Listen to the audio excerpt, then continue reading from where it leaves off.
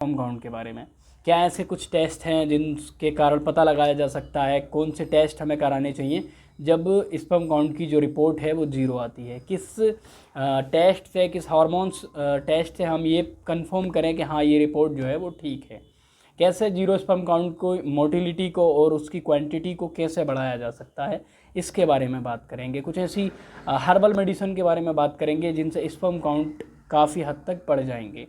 आज हम बात करेंगे जीरो स्पर्म काउंट को कैसे बढ़ाया जाता है इसके बारे में, उसके कुछ विशेष टेस्टों के बारे में, कुछ ऐसे कारणों के बारे में जिनके कारण आपको जीरो स्पर्म काउंट हो सकता है। ऐसे कारण के बारे में आज हम बात करेंगे। एंजियोस्पर्मिया क्यों होता है, इसके क्या कारण हो सकते हैं, किन कारणों की वजह से, ऐसी क्या कारण हैं जिनसे बचना चाहिए, अगर उनके बचने से एंजियोस्पर्मिया होने से हम लोग बच सकते हैं।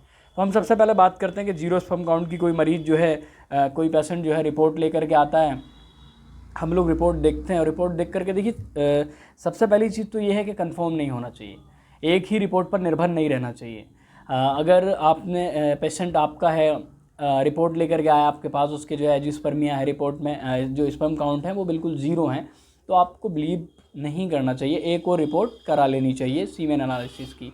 जब आप सीमेन एनालिसिस उसका एक बार और करा लेंगे, आपको लगेगा कि हाँ उस रिपोर्ट में भी आपका जो उसका जो स्पर्म काउंट है वो ज़ीरो है, मतलब जो वो पेशेंट जो है वो पक्का कंफर्म है कि वो एंजियोस्पर्मिया में है, तब आप उसके जो है FSH हार्मोन्स टेस्ट करा सकते हैं, आप उसके जो है टेस्टोस्टेरोन हार्मोन्स करा सकते हैं, आप उसके LH टेस्ट करा सकते हैं, जिनसे पता लगा सकते हैं कि मतलब इसको जो है स्पर्म काउंट की कमी कैसे हुई और किन कारणों की वजह से हुई।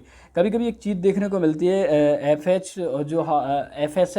जो हार्मोन्स टेस्ट होता है उसका अगर लेवल हाई आता है, FSH का अगर लेवल जो है वो हाई आता है, तो कहीं ना कहीं देखने को मिलता है कि उसके कारण टेस्टी जो है वो फेलर में भी हो सकती हैं। यानी कि अगर आपका FSH हार्मोन्स टेस्ट जो है उसका हाई लेवल में अगर आता है, तो आपकी कहीं ना कहीं टेस्टिकुलर फेलर भी आपको हो सकता है। तो इन चीज़ों पर भी आपको ध्यान देने की ज़रूरत है। कभी कभी देखने को मिलता है कि मतलब जब टेस्ट कराते हैं तो थोड़ा सा जो टेस्टिस की जो बायोप्सी लेते हैं, जो थोड़ा सा पार्ट से लेकर के उसका भी टेस्ट कराते हैं, उसमें देखते हैं कि मतलब कहीं तक इसका जो है क्या मामला है, स्पर्म जो है कहीं है या नहीं है, किस कारण तक, किस हद तक इसको जो है एंजियोस्पर्मिया को ठीक किया जा सकता है। कई सारी ऐसी चीज़ें देखने को मिलती हैं, कई सारे ऐसे कारण होते हैं कि मतलब कुछ लोग होते हैं जो हाई टेम्परेचर में काम करते हैं, उनको भी जो है एंजियोस्पर्मिया जैसी खतरनाक बीमारी हो सकती है, उनके भी जो स्पर्म काउंट हैं वो लो हो सकते हैं। कई बार देखने को मिलता है कि जो टेस्टीज होती हैं उनकी जो बर्थ के टाइम, बिफोर बर्थ जो ग्रोथ होती है वो एब्डोमेन में, पेट में होती है। टेस्टीज धीरे धीरे जो है डिसेंड होकर के पेट से नीचे टेस्टीज स्कोडम तक जाती हैं और वहाँ जा कर के अपना स्थान ग्रहण कर लेती हैं। लेकिन कभी कभी देखने को मिलता है कुछ टेस्टीज जो हैं वो एब्डोमेन में रह जाती है। अगर एक टेस्टीज जो है स्कोडम में आ गई और दूसरी जो है एब्डोमेन में फंसी रह जाती है, पेट में रह जाती है। देखिए पेट का जो टेम्परेचर होता है वो हाई होता है। पेट का जब टेम्परेचर हाई होता है तो वो जो है काफ़ी हद तक जो है टेस्टीज जो नीचे जाने की जो उसकी तरीका होता है उसमें भी वो नुकसान देने लगता है। तो आपकी जो टेस्टीज है वो देखा होगा कभी कभी पेट में ऊपर एब्डोमेन में रह जाती है। अगर आपकी एक टेस्टीज स्कोटम में है और एक एब्डोमेन में है, तब आपको एंजियोस्पर्मिया होने के चांसेस बहुत कम रहते हैं। तब मुझे नहीं लगता कि एंजियोस्पर्मिया हो, लेकिन कहीं ना कहीं हो भी सकता है, लेकिन वो चांस बहुत कम रहते हैं क्योंकि वो टेस्टीज जो है वो आपको स्पर्म देती रहती है। लेकिन अगर आपकी दोनों टेस्टीज जो हैं अनडिसेंडेड रह गई, जिसको अनडिसेंडेड टेस्टीज कहते हैं, अगर वो है तो फिर आपको इलाज की ज़रूरत है। इसकी धीरे धीरे बचपन से जब ग्रोथ होती रहती है तो धीरे धीरे जो टेस्टीड है वो डिसेंड होकर के टेस्टिकुलर में चली जाती है, लेकिन किसी कारण वो रह जाती है, तब ये चीज़ें होने लगती हैं।